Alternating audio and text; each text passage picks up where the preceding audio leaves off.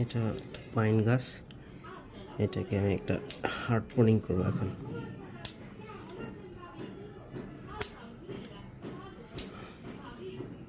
এটাকে হার্ড পোনিংয়ের সময় হয়ে গেছে, তাই একটা হার্ড পোনিং করে দিচ্ছি।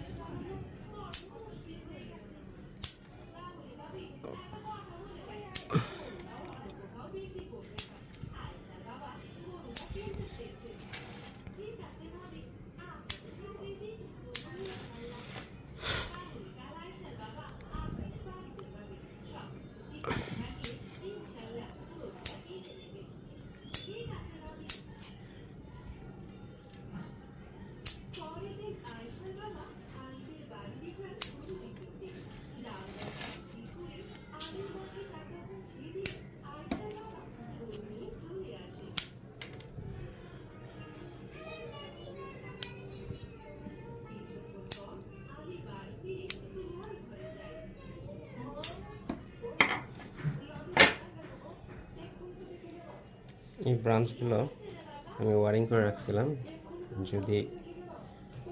যদিও ব্রাঞ্চগুলো মারা গেছে।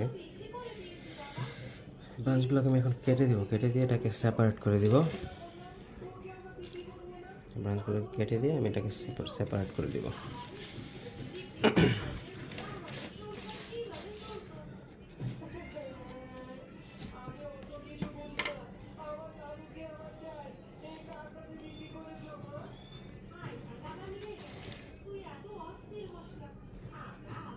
ব্রাঞ্চগুলোকে কেটে দিয়ে গাছটাকে একটু হালকা পরিমাণে ফ্রি করে দিব।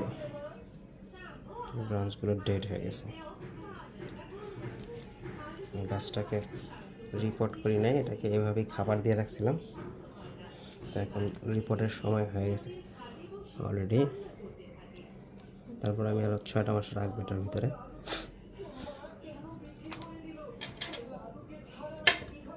গাছটা এই পর্যন্ত এলাইভ আছে। এগুলো ব্রাঞ্চ।